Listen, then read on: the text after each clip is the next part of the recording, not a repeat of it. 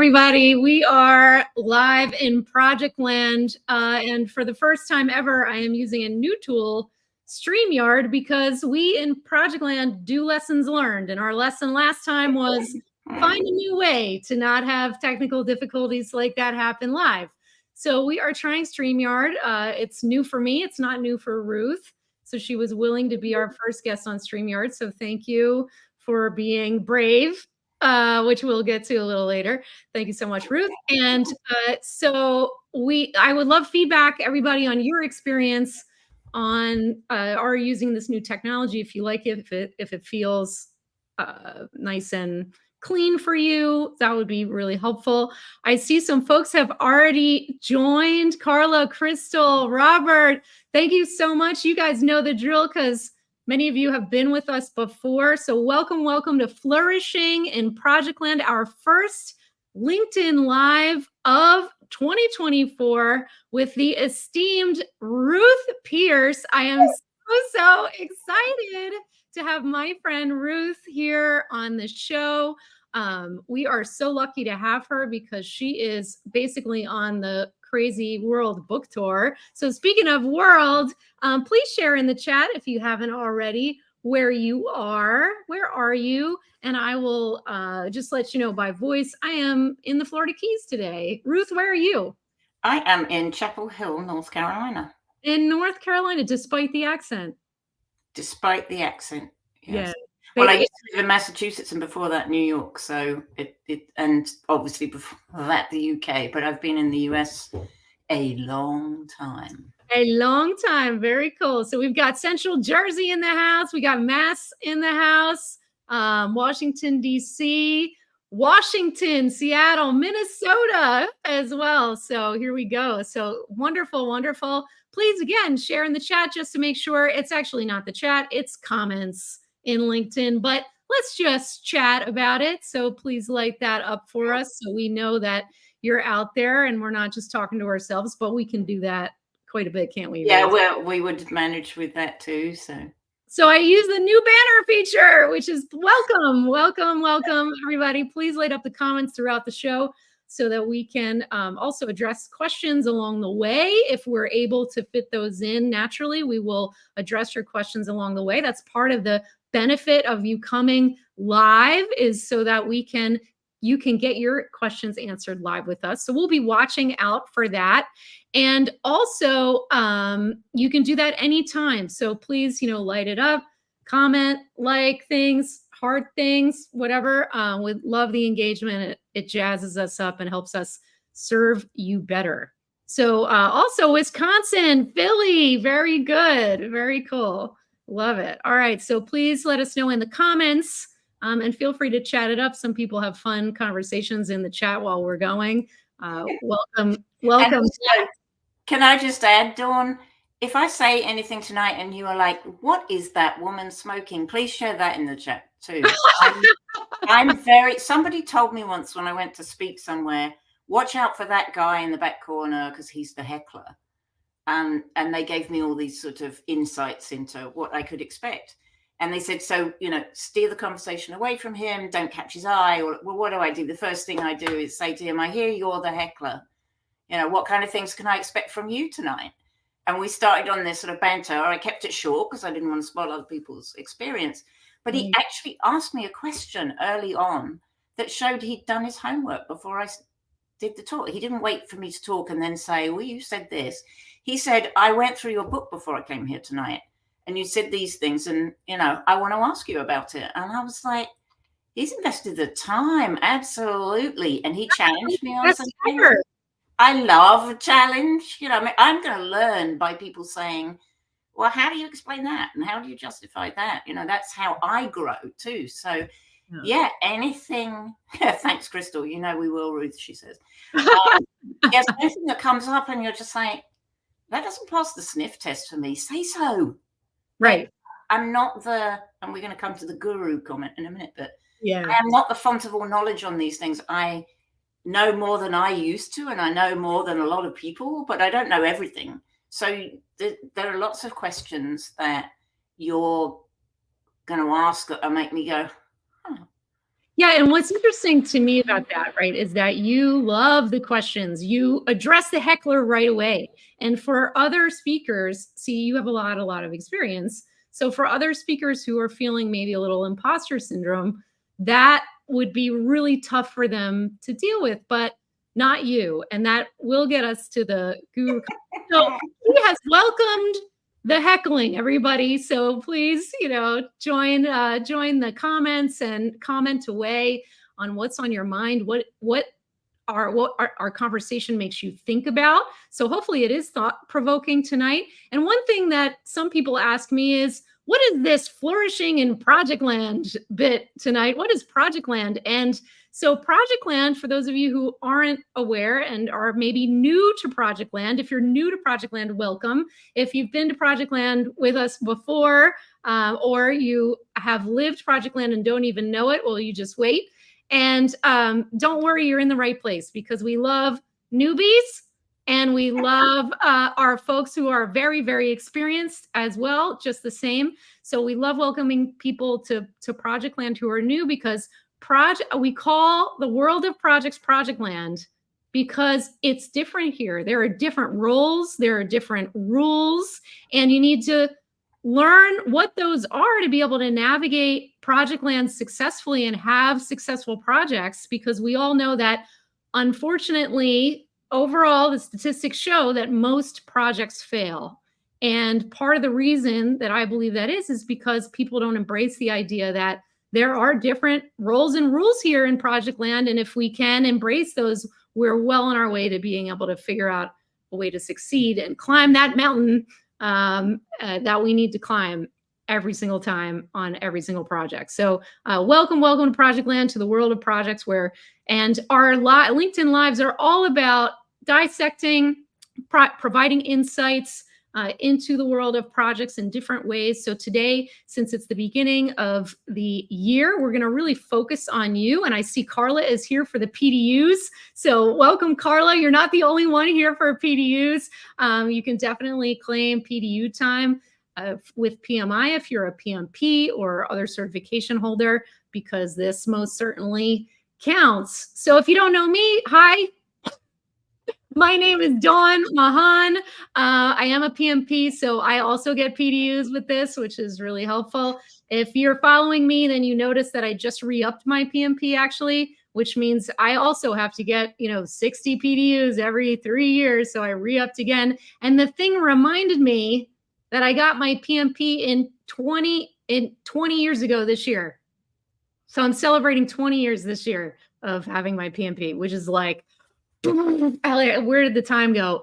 So I studied under the second edition. We have Crystal here, who's a guru at helping people pass the PMP. She has a class coming up later this month. So if you want to join that and earn your PMP, if you're a professional project manager and you want the stamp of approval, Crystal is the master. Ooh, can I challenge that? Yeah. What? No, I certainly don't want to challenge that Crystal is the guru is the guru of that. And here's what I would say. Crystal teaches you to be a project manager, and along the way you get your PMP. And there's a lot of value in having that. That's a difference. Label that says, I know how to do this according to a set of rules that have been defined by the PMBOK and all of that kind of stuff. But to me, though, the magic is that she makes project management seem exciting, which for a lot of people it's like it's a snore fest, right? I was at a session with somebody today, and there were two people who were newbies, as you said earlier. They were wannabe project managers, and I said to the first person, "So what is going to differentiate you as a project manager?" And she said, "I'm really, really organized." And I said, "Well, I hate to say it, but that's kind of a prerequisite to even try and be, you may not be organized in every aspect, but that's kind of, if you can't organize, then project management isn't for you." Yes. And she started describing what she does and how she conveys the plan to the people. And it became apparent that her secret sauce is that she can take that organization and make it something that people can visualize what the journey is going to look like You know, they can actually see in front of them. We're going to do this first. We're going to do this. It's going to look like this. It's going to be that color. She's just amazing at visualizing. I asked the next person who'd heard this conversation, you know, so what's going to differentiate you? And of course, she said, well, I was going to say I'm really organized, but, you know, I kind of take your point. And so she thought about it, and we came to, she's able to connect and reconnect to the why of the project. So when people are really sort of losing their way a little bit, she can say to them in their language, well, remember when we started this, you said this is what's important. And she also can identify when the why has gone away. And she can say, you know what, we had all these whys for doing the project. They don't exist anymore. So let's reevaluate, because I think that's where projects fail a lot as well, is we actually forget that sometimes we should just stop doing them. You know? Right. Yeah. So what I want to go back to is Crystal is that person. She gets you to really identify what is it that you are going to bring to project management that is subtly or significantly different from the person sitting next to you who also has their PMP. Nice. And she, along the way, is sort of like, by the way, and if you do this, you'll get your PMP. So you get that certification, but you walk away with a real understanding and appreciation for what project management really is about and how you fit into project management. And to me, that is a big difference. There are lots of courses out there. We have a friend who teaches the PMP as well. She does something similar, I think, in a different way. She does it in a different way, that she cultivates our real passion for project management. There's a million courses out there that can help you pass the PMP.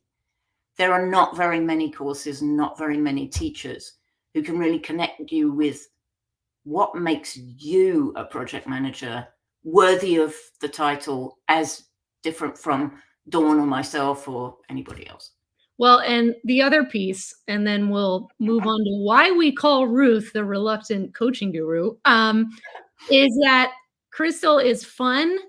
We like to make training fun at the Project Guru Academy. Crystal is most definitely fun. And like you said, because trying to go through, and I've taught PMP bootcamp classes, and it is grueling material, and somehow her energy level stays high, and she is just it's beautiful to watch. So anyway, if you're looking, you want to do it, it's not a drudge that you have to get through in order to pass the exam, which is kind of how I passed the exam. I keep saying that Crystal needs to offer a refresher, and I would go to the refresher, because I'd love to find out how you learn the PMP without actually wanting to tear your hair out. And, there you go, Crystal. There's a new opportunity, maybe. Anyway, yeah, fun, enjoyable, challenging, interesting, not just learn these things so that you can pass the exam with a suitable grade. Yeah. I feel having a caring, fun person that really does care about your success is one of the key things to finding the right person. At least for me, that's what I want, and that's what we're trying to offer here. So in these sessions, and Crystal was actually on one called Certifications in Projectland previously. In these sessions, we invite the people who we feel are gurus in Projectland. And so I invited Ruth, and my team was working with her to figure out, well, what's the show going to be called? How are we going to, what are we going to call Ruth a guru in? Because she is a guru at a lot of things, change management. She's a law school professor, so she must be a guru in law. Like, what? And then she's a LinkedIn learning instructor. She's got her 5th course coming soon. Did you want to say something about the LinkedIn learning, since we are on LinkedIn? Yeah, absolutely. So yeah, I was very fortunate that Andy Jordan, who some of you may know, introduced me to LinkedIn Learning, and I've done 4 courses already, and I absolutely love it. It's a lot of fun. Everything I've done has been what they call remote live action. So it's been recorded out of my home.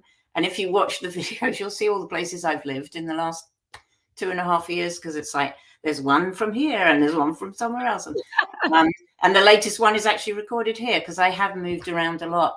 But it's very professional and really good. But it's these, if you don't know them, they're these usually relatively short courses, like an hour in very small increments, and there's all sorts of other components in there. The project management ones, mine are all targeted at project managers, all eligible for PDUs, because LinkedIn is a PDU issuer, so they can do that. And what a lot of people don't realize is if you have a paid subscription to LinkedIn, you have free access to LinkedIn Learning. You don't have to pay a penny for any of the courses. Wow. And there are 16,000 of them. So in there somewhere, there must be something that, would pique your interest. If you don't have a professional membership of LinkedIn, you must have a membership to be in this session because we're on LinkedIn. But if yours is a freebie, please message me, email me, get in touch with me through LinkedIn.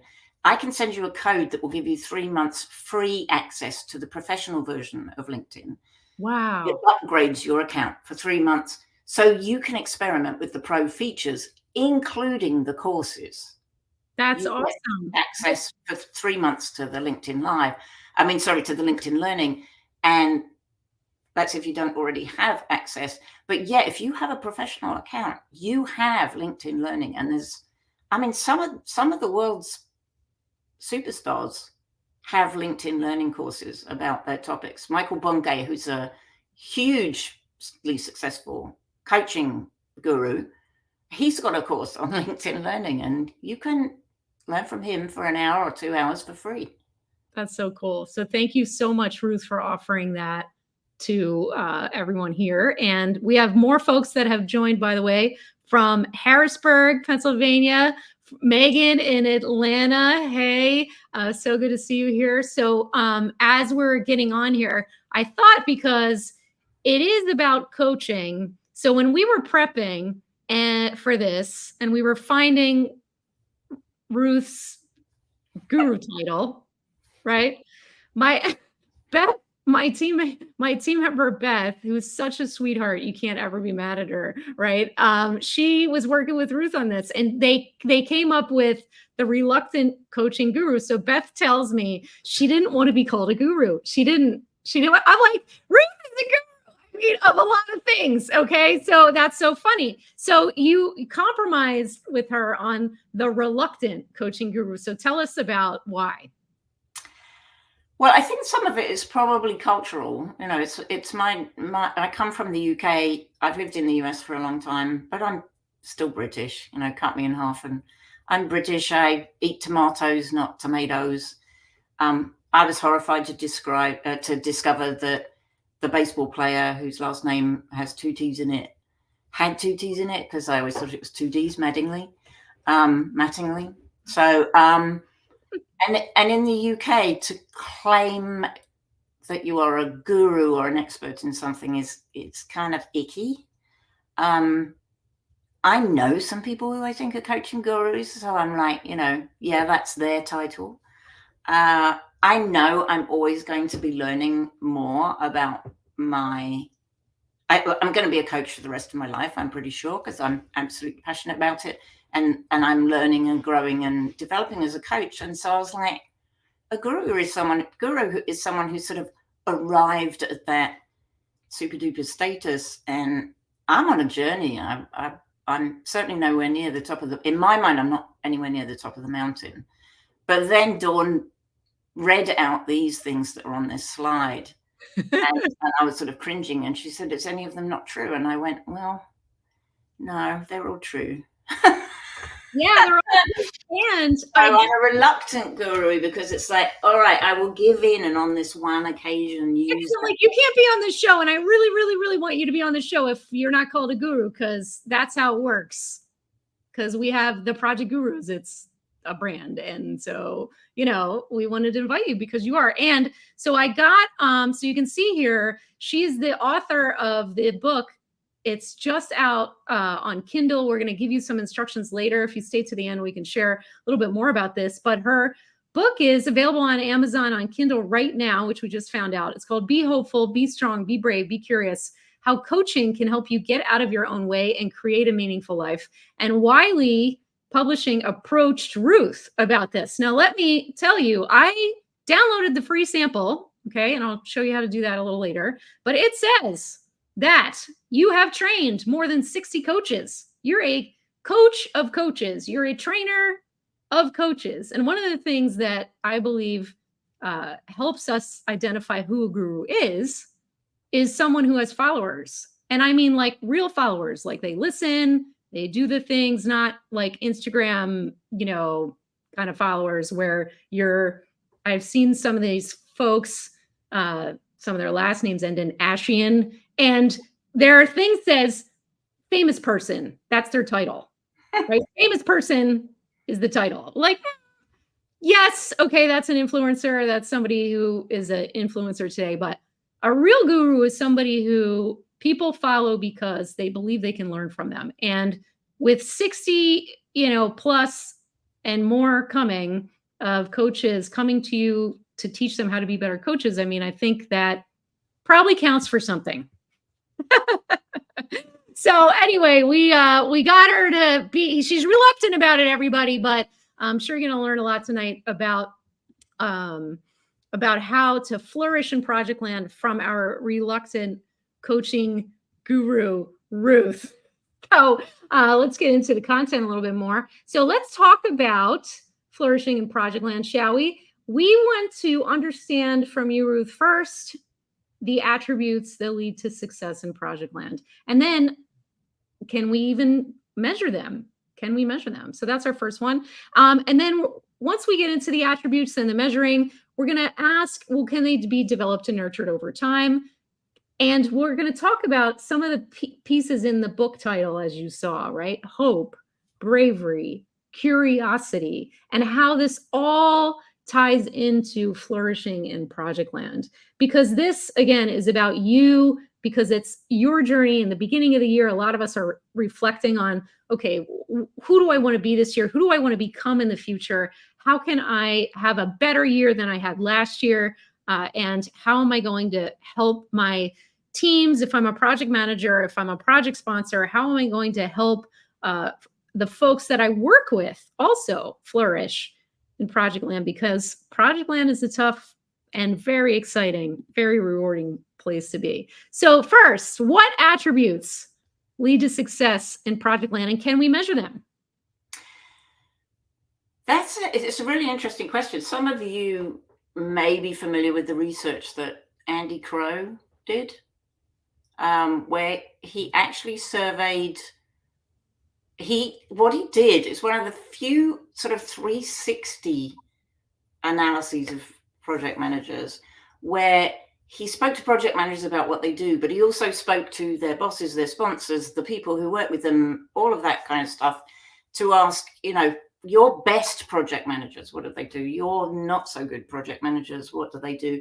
And one of the big conclusions, which PMI actually quoted for a long time, I'm not sure if it's in the latest version of PMBOK, but it used to be quoted, was that project managers communicate 90% of the time. 90%. 90, yeah. Now, I don't know about you, but I think human beings do that. So that's, one way or another, we are communicating something. One of the questions I used to ask project managers, though, was, do we communicate 90% of the time because that's what's needed, or because we suck at it? We're not effective at it. Yes. First time. And you'd be surprised how many project managers I have coached who do that thing of, on Monday morning or Friday evening, they send out the giant status report, and it's got every detail known to man. And then they spend the entire week before they produce the next one having meetings with people to explain what that status report was supposed to convey. And what they often come to the conclusion of is that, they may do that communications plan bit at the beginning where they say, these people need this and these people, but they try to combine it all into one so that one status delivery satisfies everybody. And what happens is it satisfies no one.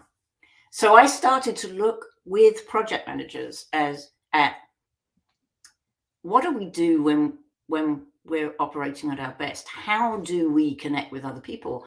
And one of the things I used was a character strengths assessment. I surveyed 451 project managers. And one of the top strengths that came out early on, later on the balance changed a little bit, but I still thought it was an interesting thing to pursue, was that project managers are hopeful. Now we're going to talk a bit more about hope, and you and I have a sort of complementary but slightly different perspective on hope. But I was like, my first reaction was, oh, great. You know, project managers kind of cross their fingers and hope that things are going to happen. And maybe that's part of the reason why we fail projects, is because, you know, hope is not a plan. Yeah, you can't hope your way to a conclusion. But I started to study hope more. And the science of hope is this combination of having a vision of where you're going, which presumably is the end result of the project, the benefit that the client is going to get from the conclusion or the completion of the project. But it's also seeing different pathways to get there. So not, you know, we have to go this way, but what other ways might we go to get to the same place? And then being able to identify, articulate, and pursue steps to make the outcome more likely. So then I started to build on that, and I got really into the strengths thing. So I realized that people bring different strengths, and one of the things to their project management. So I think, honestly, it's taken me a long time to admit this, but I think honestly, I am a great implementation project manager. You give me a plan, even if it sucks, you give it to me, and somehow or other, I will get that thing done. You know, I'll get people on board, we'll make it happen. We may have to do some adjustments, but essentially, give me a plan, I can make it work. I am a horrible, horrible plan creator. Wow, I don't really? have patience. Interesting. I don't care. You know, it's like, we'll get there in the end. Just give me something to work with. I don't want to do all of those. I think they're very important, but I don't want to facilitate all those discussions where people go round and round in circles and, you know, talk about what needs to happen and who needs to be involved. And all I don't want to do any, I'm not good at it. It's not just I don't want to do it. I see the value of it. I think it's very important. It's not my forte.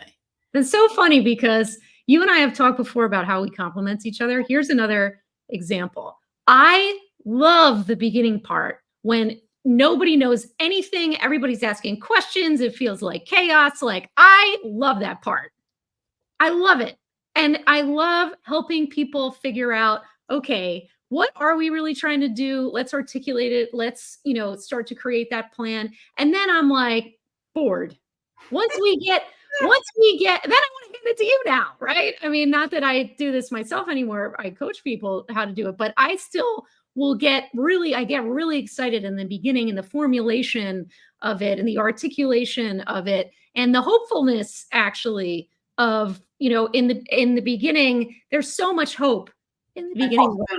Yeah.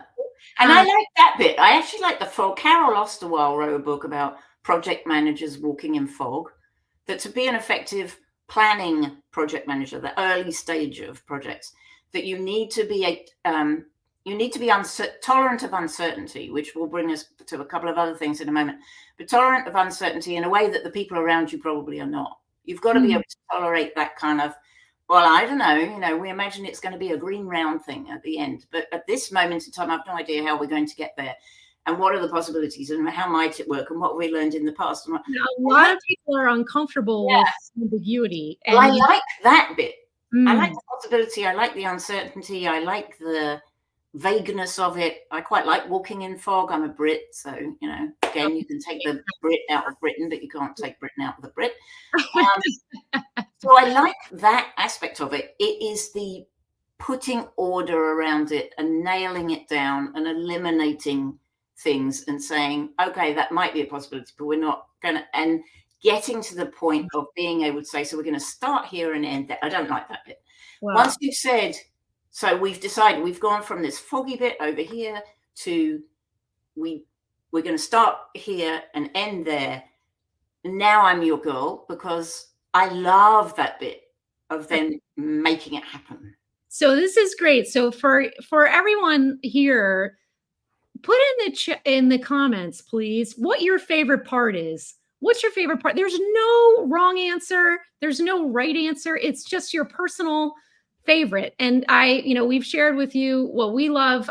Everybody has a favorite part. And in fact, when I interview people, when I interview project managers, that is one of the questions I ask is, which part of the process is your favorite and which part of the process is your least favorite. And tell me about that. What's that like for you? And how do you, tell me more. And it's really interesting because if they're experienced, they know for sure this is the part I love. I love this part the most. If I could just do that part all day long and let the other parts to other people who love those parts, that'd be amazing. But that's not how it works, right? And so, anyway, I'd love for you to. Some of this is about self-reflecting, and so I'd love for you to share what it is that is your favorite part, and even maybe your least favorite part. So some of these is that are coming in. So we've got the meetings, the politics, the fighting. Ugh. Yes, definitely. And planning is a favorite part. So cool. And closing out a project is a favorite part. I do love the celebrations, my friends. I do. Yes, I do. So attributes. So one of them is hope. Give us another. Okay, so and I also mentioned strength, so that we were discussing the idea that people are strong in different ways. And I do think that organizations tend to think that all project managers should be able to go from conception to planning to execution to close out. And I'm just like, yeah, those people are extraordinary. And I've met people who can do all of that. Sure. But it's not the norm. And what you said, that people who have been doing this a while, they know there are bits they're good at and bits that aren't. I think that's great, but I don't think organizations are necessarily primed to recognize, appreciate, and see that as a positive thing. What could be better than having someone who's really, really good at planning, have them plan stuff, and they hand it off to someone who's really, really good at implementing. So now you've got this great, chain gang of, I'll plan it, you implement it, you close it, you make sure the training is done, the documentation. Somebody said that they like the discovery is my favorite, and then process documentation once the work is complete, like the bookends of the project, right? So extraordinary combination in my experience. So Amanda, my hat's off to you, because the documentation at the end, I would rather peel my skin off with a paring knife, but that's but thank God someone likes it, right? We need someone to feel good about that. The next thing is bravery. So one of my first experiences when I was coming to America was there was a delay with my visa. Surprise. This was back in 1995. So it was before all the hoo-ha that's going on at the moment. So what they did was they assigned me to the London branch of the company I was going to work. So a German bank based in New York is who I was going to work for. And they assigned me to the London branch of the German bank to be the New York's eyes and ears on this huge, what was supposed to be an enterprise-wide project. I won't say what the product is, but essentially it was one of those infinitely configurable. Okay. I'd been there about 3 weeks, and I called my boss and I was like, excuse my French, everybody, but this is effed up. There's a snowball's chance in hell, in my opinion, that this is ever going to go live and be useful. It might go live and it's just going to cause people grief forever. It's probably actually not going to go live and it's just going to cost lots of money. And he said, why? And I said, well, there's two problems. One is the vendor doesn't know our business. So they can't guide us in how to make this work effectively for our business, because we were specifically a German-based bank operating abroad. So we were operating in all these marketplaces where the rules were different. In Germany, it was the Bundesbank at the time. In America, it's the Fed. There were all these things that it was like they didn't have those nuances, and nor did the people on the project, because the London people dealt with London and the US people dealt with the US. Yeah. And I said, the second thing is infinitely configurable is just a nightmare to anyone who's not technical, because most people only know the way they've ever done it. So now they're going to configure the system to do what they've always done, even though we've got an opportunity to be more efficient. Well, ultimately that project got cancelled. My name was mud in London, but I was greeted quite positively in New York. But that took bravery. I'm the new kid on the block. I think one of the bravest things a project manager can do, or a program manager can do, is put their hand up and say, hey, let's take a step back and reevaluate, because what we thought we were going to get with this is not coming to fruition. Do we need to adjust to get where we were going, or do we need to recognize that where we were going was not the right place, or that where we were going is not reachable by this means, or whatever? So bravery was the next thing. And there's so many misconceptions about bravery, because Mm-hmm. we think of bravery as, you know, people charging into fires and rescuing people, which is brave. Absolutely, it's brave. Ask someone who does that, and they probably don't feel that they're brave, because they have the training, they know what they're doing, Mm-hmm. all of that. That's physical bravery, though. There are many other types of bravery. And to me, and I learned this from my father, and I'm eternally grateful for it, bravery is being uncomfortable and getting on with it anyway. Mm-hmm. Being able to say, that feels kind of icky, and I'm just going to tolerate the icky and do it. Pioneers sometimes get eaten by bears. Absolutely. You know, there's a risk you take, right? But we don't find anything new. There's no comfort in, sorry, what is it? There's no growth in the comfort zone, and there's no comfort in the growth zone. That's attributed to an ex-army general, but, you know, I think other people have said it before. But essentially, you need to be able to tolerate some discomfort in order to grow. So that bravery piece is part of that. You know, acknowledge it. Don't try to suppress it. Don't squash it down. I am a very nervous public speaker. For years, my goal was to get rid of the nerves. And then my father was an excellent public speaker. He was amazing. He could go somewhere and someone could tap him on the shoulder and say, hey, the keynote's dropped out. You know, can you speak on whatever, flying to the moon or whatever? And he'd be like, give me 20. And this is before the internet, so he couldn't Google anything or use AI or anything like that. He'd be like, give me 20 minutes to put something together, and, you know, I'll stand up and talk. And when he was teaching me, the first time I was ever going to do a public speaking engagement, and he was teaching me, you know, how to prep for it, I said to him, well, for God's sake, Dad, you've got no idea what this is like. You know, I'm absolutely terrified even at the prospect of doing it. And you just, you know, turn it on, turn it off whenever you need it. And he said, he laughed and he said, do you think I'm comfortable doing it? And I said, yeah, it's obvious, you know, like you're joking and you're Mr. Relaxed. And he goes, no, I'm not comfortable. I find it very uncomfortable. I feel it's a tremendous responsibility. Like, I'm obsessing about the comment that Robert made, like, are we doing this? It's past now. But he said, are we doing this? You know, and I'm like, what did that mean? Because in my mind, and it's exactly right, in my mind, I'm like, he thinks this is just a complete waste of time. Why don't we get on with the topic? So I'm very sensitive. There's a responsibility to the audience to be able, from me, to be able to go and do something. And I learned the hard way that one and only time I have ever done a speaking engagement with complete confidence, I was awful, embarrassingly, mortifyingly, never want to experience that again, boring beyond belief, terrible, because I didn't have that frisson of, am I going to get this right? Am I really paying attention? Am I noticing the comments that people are making? Am I being responsive? I need all of that. So now I embrace that. That's bravery, that to be able to speak, which I want to be able to do, I need to be uncomfortable. I need to be aware of the responsibility and do it anyway.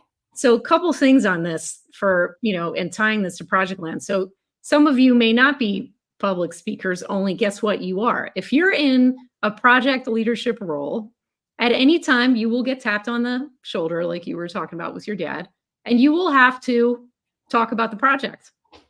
So a pro tip is always have a positive anecdote in the back of your mind about the project, even if the project is terrible, like, it's horrible, you hate it, it feels like you're never gonna get it together, whatever. Have a positive anecdote about the project anyway, because if the people are not inside the project, it is nobody's business how hard that project is.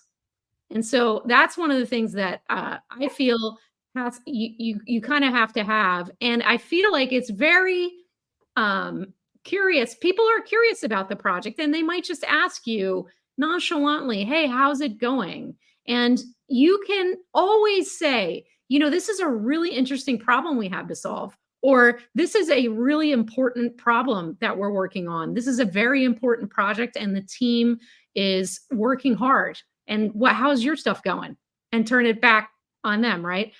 Because ain't nobody's business if they're outside the project team how it's going, especially if it's hard. So always just having a positive anecdote ready is a nice thing to have in your back pocket so that you're not taken off guard if you're being asked how it's going. And I love what Dave said, and we put it up on the screen, pioneers sometimes get eaten by bears. And I love that because this is part of the reason why I call it the world of projects, Projectland. To use the pioneering spirit, to embrace that pioneering spirit, you have to have bravery. So I see bravery every single day as I'm working with clients and coaching people, when they have to be brave in speaking with an executive that they never spoke with before, that they're scared of because they're 3 levels above them in the organization, or they're have to be brave because the project is going off track and we need a decision and we need to now. And so I can't tell you how many times I've had to say, you are the messenger. You just need to be brave in giving the message and serving up the options to the executive in the best way that you can so that they can make the best informed decision that they can in the right time. And that it seems to be helping, to embrace that. Yeah, I know it's scary, but that's part of the role. And it helps people to don't worry about they're going to pick A or B, and you're going to roll with whatever they pick. And that's decision is. Well, and I think the other important thing that I've discovered in my studies and research and everything is we can cultivate bravery. We can learn to be brave. So that was where I started, was this thing of, people tend to think we kind of have it or we don't. Well, everybody's been brave at some point. Everyone can look back on their life, even if they're young, and say, when was a time that I was uncomfortable, anxious, worried, and I did it anyway? Mm-hmm. And then you can remind yourself that you survive. It's like it was bloody uncomfortable, but yeah, maybe you go to that executive, you give them the bad news, and they rip you a new one. That doesn't mean you shouldn't have conveyed the bad news, and it doesn't even mean that you did it in the wrong way. Sometimes people are going to react badly, and it's just, and you ride it out. You have to ride it out. So it's a shame. Learning from those things and reminding yourself, even if it was tiny things, or maybe it was brave at the time, but now you're just like, I would do that with my eyes closed. Well, that's another learning, is that what feels brave today may be second nature in a year's time. So, embracing that and being able to recognize that you can cultivate bravery. You don't have to have it. Yeah, I love this difficult conversation. Absolutely. Yeah. Absolutely. So and thank you, LinkedIn user, for that. Because you started it off, I was going to ask, please put in the comments a time in your project experience when you had to be brave, or maybe recently you observed somebody being brave in Projectland. I'd love to know what you all are experiencing in as far as bravery goes. So I skipped over to 4. We knew this would be a dynamic conversation. And we even talked a little bit about, that yes, bravery can be nurtured. We did touch on hope quite a bit, but I want to dive a little deeper into the hope attribute, because you and I had a really good banter around this in our prep. Because you talked about hope as being, hey, lots of project managers have hope more than others. Is that what your research shows?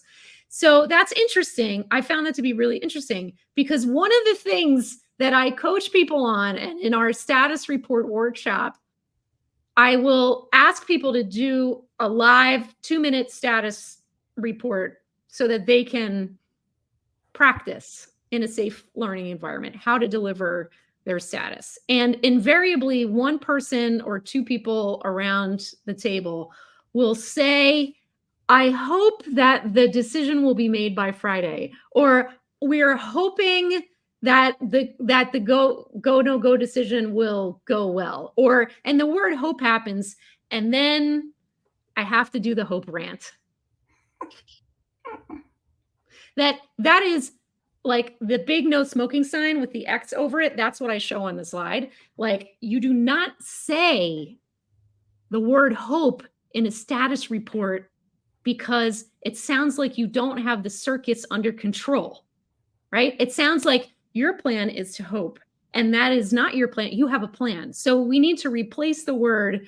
The plan is for the decision to be made on Friday. And in fact, if that decision isn't going to be made that way, if all indications are it's not going to be made, and that I'm going to escalate for some help, right? Like, or whatever the plan is. And what's interesting is if you hear hope coming out of your mouth, dial it back, edit it, and think about, or even if you're thinking the thought bubble comes up hope, think about what can you do so it's not a hope anymore. So this is where I will jump in and challenge, is because I completely agree with you. I hope it's going to happen is not the answer to the question.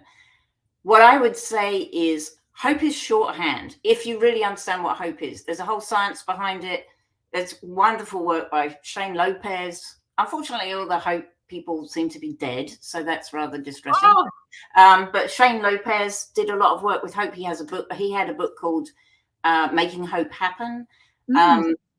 He studied under a guy called Rick Schneider, who did tons of study around what hope is. And what I would say is hope is shorthand for my expectation is that we will have a decision on Friday. And if we do, we're good to go. Right. I see various ways we can move forward if we do or don't get that decision on Friday. So if we do, great. If we don't, I will be escalating. I'm bringing this other person in. They're my backup. That's your pathway. That's your pathway. Mm-hmm. And then these are the things I am specifically going to do. So I'm going to remind them the day before. We have a meeting set up to be able to discuss what the decision is. I'm going to host the blah, blah, blah, blah, blah. Those are the things that you are doing to make it more likely. So if you are about to say, I hope, break it down. And we take action. Visualize, these are the pathways to get there. And these are the things that I am doing to make that outcome more likely than less. Yeah. That is hope, and it's actionable. And I will defend that position forever. But I will agree with you that I hope it's going to happen does not convey that to somebody else. It does convey, I've got absolutely no idea if we're going to get there. And that's actually the furthest thing from hope at all when you're really implementing hope, because it is that 3-step process. But deliver the steps, explain the steps, mark out what the possibilities are, because then somebody else who's listening to you can say, well, here's something I can do to make it more likely. Well, now they've increased the hope that this is going to, I will speak to so-and-so and I have their ear, or they listen to, or whatever it might be.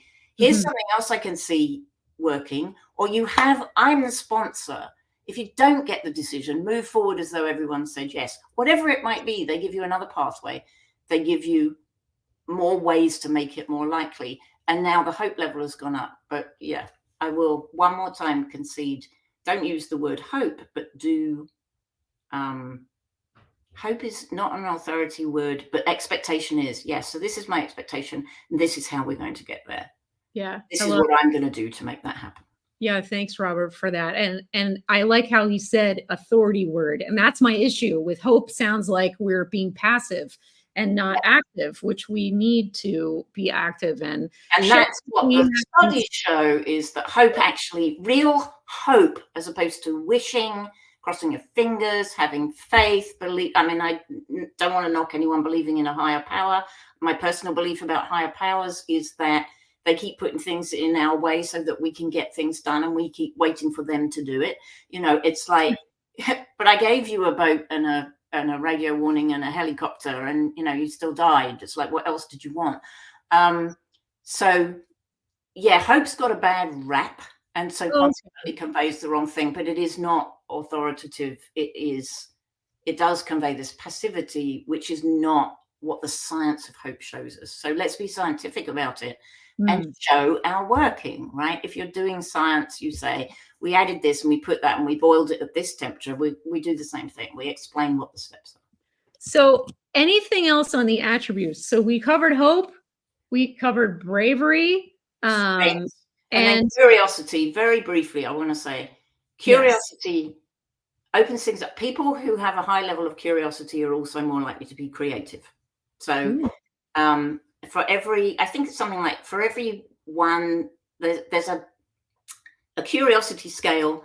For every one that you go up on the scale in terms of curiosity, your creativity increases 40% over people whose numbers don't go up. So there's a tie there to the creativity. What Todd Kashdan, my favorite curiosity researcher, has discovered with his team, he has a whole team of people looking at this, is that curiosity is actually multiple facets, and we're curious about different things in different ways, and we can measure that. So there's an assessment. If you go, I'm going to share my Linktree thing later, but if you go to my Linktree, I have all of these scientifically based assessments for all of these things. How brave are you? What are your strengths? Curiosity, where you can find out you're high in this kind of curiosity, but maybe not so high in this kind of curiosity. And then you can decide, do you do anything about that? Quite often knowing what you're high in means you can cultivate it. It's also a warning sign. My curiosity is a wonderful thing and an absolute pain as well, because it's a huge distractor. Because, you know, I'm Googling something. We've all been down rabbit holes, you know, as we're searching for things, right? I'm Googling for something and then I find something else and that makes me look at something else. And 14 hours later, I'm going, I still haven't finished that PowerPoint. I have to manage my curiosity. And so knowing where we are most curious can be really helpful with that as well, to be able to say, you know, my curiosity comes from scientific things that, you know, people have invented. Okay, maybe I should carve out time when I look at those, but not do it all the time, because that's what's going to take me off course. And so, yeah, being able to measure it, understand what kinds of curiosity really kick into gear for us and which ones don't. A lot of people say I'm not curious. When they take the assessment, they find they are curious in certain ways, but then there are other ways where they're not. So that makes it easier to cultivate curiosity, because we do know that, you know, with the right amount of curiosity, there's a lot of things we can achieve that we won't without curiosity. And I'm a coach, so I have to be curious, but I have to be curious in the right way. So I can't be curious because I want to know. I need to be curious on behalf of the client. And so I always have to be asking myself this question of, how will this help? You know, how will this next question help? Oh, you know what? It's to satisfy my wish to know more about this. That's not for the client. And I'm a coach, so I have to be client. And that's a good lesson for us as project managers too, because when you're, you know, I found in the course of a project management career, you usually first start with a project that's in your wheelhouse, that you know the content of.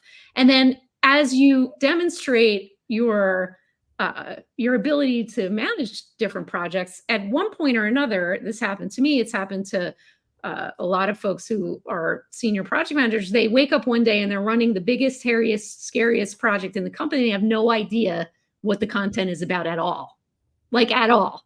And that has happened to me. And so the curiosity can be really, really helpful when you frame the curiosity in, it's going to help the project and my project team be more successful. If I do want to learn about the thing, the content, you know, it just enough at least so that I can be a successful leader in this pioneering world that I find myself in, because I don't actually know this stuff. So I found it to be really wonderful experience to connect with team leads, for instance, and show that curiosity. Be like, tell me more about your world. Help me understand. And, you know, you're the expert on this, and help them understand that you respect them, and that your curiosity, if they love their work, they're going to be just very excited to share that with you, most likely. Also, food helps. But let us know in chat, in the comments. I keep saying chat. Here we are on LinkedIn. In the comments about your experience with curiosity. Is it been good? Has it been bad? Yes, curiosity can help us navigate the complexities of Projectland, or no. So challenge that all you like as well in the comments. So I think so we talked about bravery, curiosity, hope, the strengths piece. In we've got about 5 more minutes. So I just want to understand more. When you say be strong, Ruth, what does it mean? So I work particularly with character strengths. So there's lots of different types of strengths. We have talents, those things that we're, sort of predisposed to be able to turn our hand to. There's the person who seems to be born with hand-eye coordination, not me. Then we also have skills, which usually is where we've taken our talents and trained, honed our talents so that we've developed a skill in them. We can use them more intentionally. There's values and things like that, but character strengths are these positive. They're science-based. Again, there's now a huge body of research on it, but it started out 20 years ago with Martin Seligman and Chris Peterson doing a study where they identified 24 strengths that are universally recognized, as in every tradition, every culture, every geographical location, every religion. They mined, there were scientists that helped them, but they mined all sorts of texts and things to find out what are these things that we all agree are positive qualities in human beings. And we can measure them. And the measurement has actually got more and more sophisticated. And what we find is there are certain ones that show up more often than others as top strengths. The bottom strengths are not weaknesses. They're the ones that are more difficult to get a hold of and use. But again, you can cultivate them. You can develop them. But one of the beauties is that if you know what your strengths are and what your strengths aren't so much, you can collaborate with people more. So one of the things I did, I've quite often had to take over troubled projects. I've used the character strengths assessment as a way of the team members finding out what do they bring that's special to the team. And I've seen people that once they know, they'll be like, I'm going to go to so-and-so because I know they're great on perspective. And, it's hard for me to see things from another point of view. So I'm going to ask them to help me do that. I was on one project where, and some of you may have heard this before, there were more than 120 people on the project in 4 locations. One person was high in humor in the entire project. He was a business analyst. And to say that at the beginning of the project, people were like, not much of a business analyst would be to overstate how much they thought he was good, because I didn't realize when he was playing and playful and when he was being serious.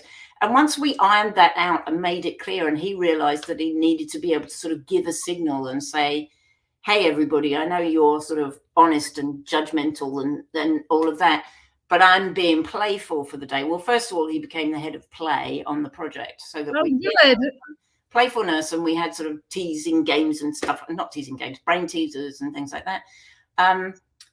But also people started to see that he had these different ways of being. So when he was being playful, you don't want him to sit down and do his business analysis. But when he was being a business analyst, he was phenomenal. He was actually really, really good at it.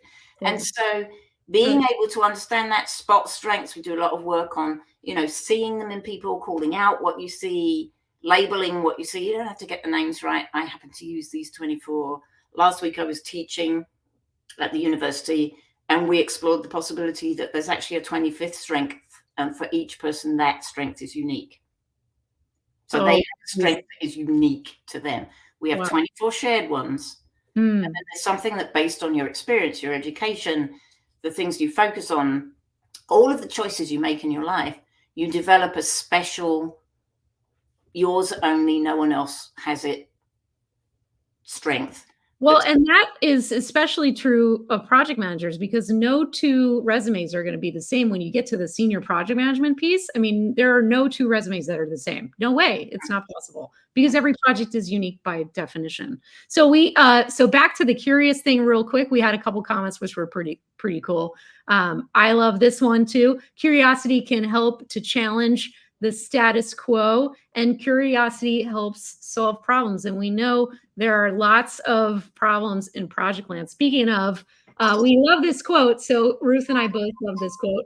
You can't stop the waves, but you can learn to surf. So we hope that you got some tips tonight for how to learn to surf in the waves of Projectland and be brave about it, because this wave looks pretty scary. When I was a kid, I got pummeled by a wave, and I love the beach, but I sit on the side now because I'm really not that brave anymore. And so just to make sure that you're thinking back to this. So be strong. Do you know your strengths? What kind of Projectland citizen are you? Do you feel like you could cultivate some bravery? Are you curious? Could you be maybe a little bit more curious or show some vulnerability, maybe even as Dave had said? Let me see if I can pull that quote up.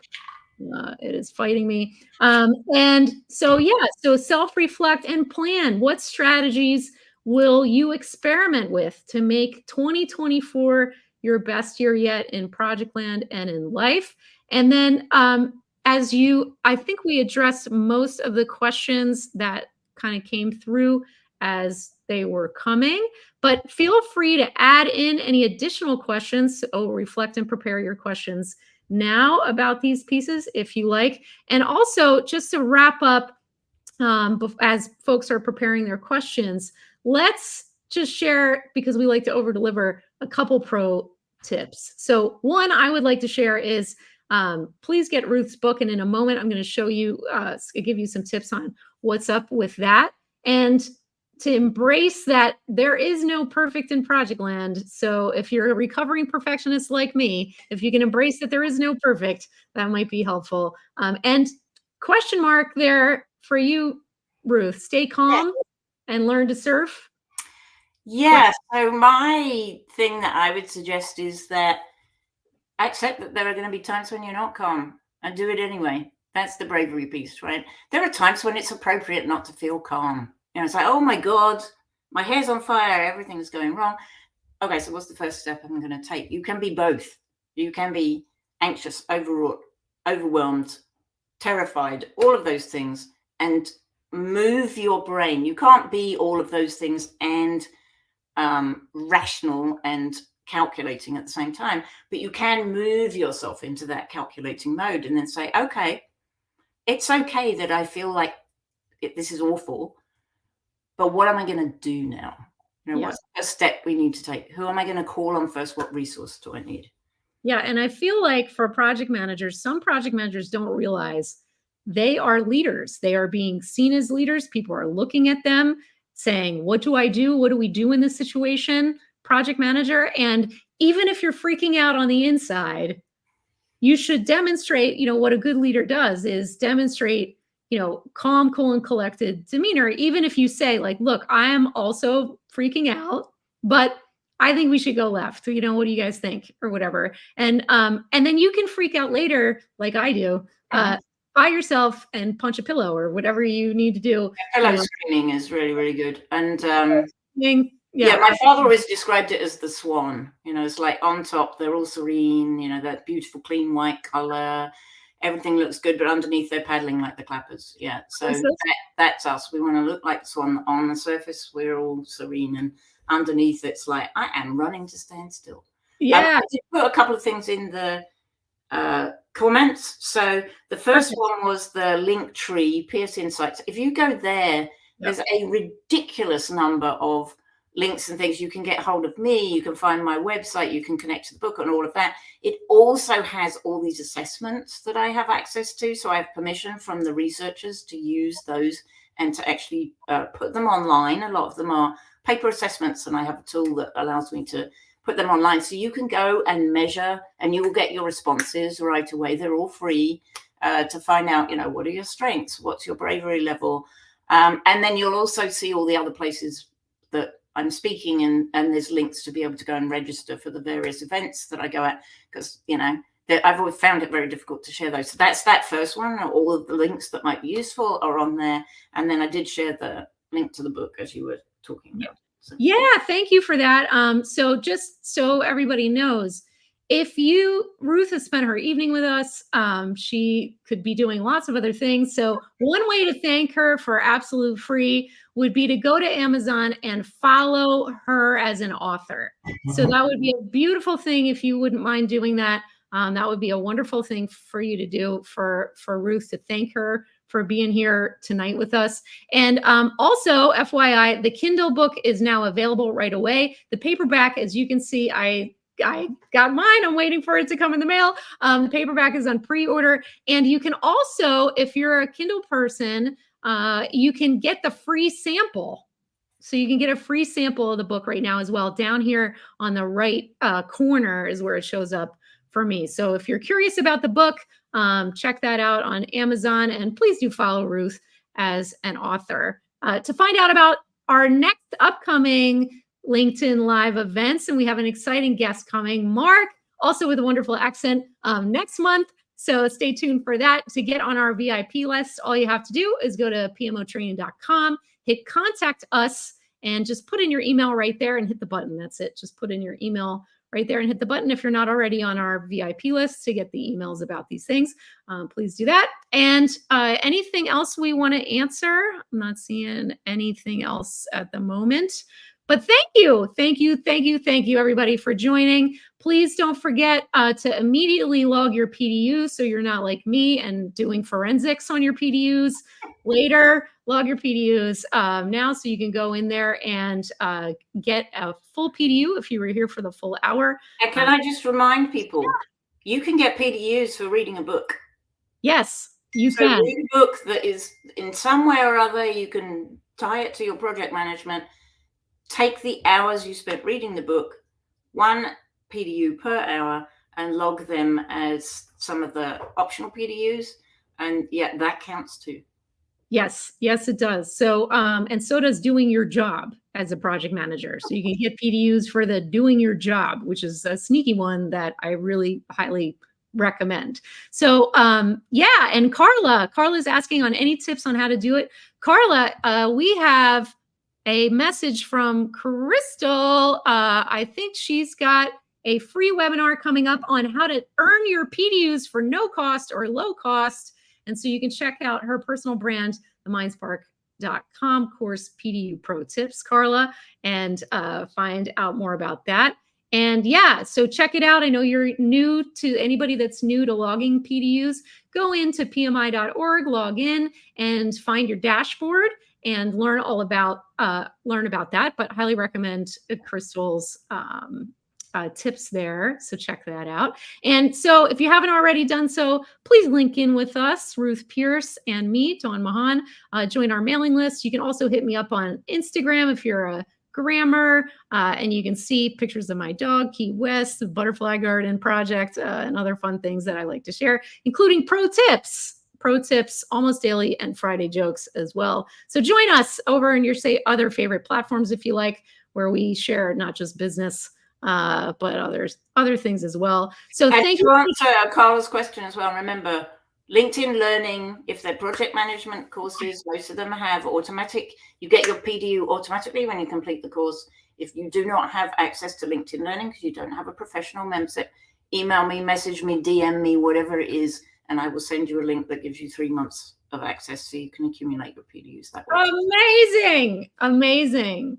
Well, thank you so much, Ruth, for having us and for staying longer. Thank you, everybody who's been hanging on with us as well. We're so happy to have you journey through Projectland with us and talk about some attributes that may help you flourish in 2024 and help you cultivate flourishing for your project teams as well. Thank you so much, everybody, for joining. Thank you, Ruth, for having us tonight and from North Carolina via New York with it. Oh, yes. And we love our animal avatars. I get a name. Oh, never mind. We'll do it another time. Yeah.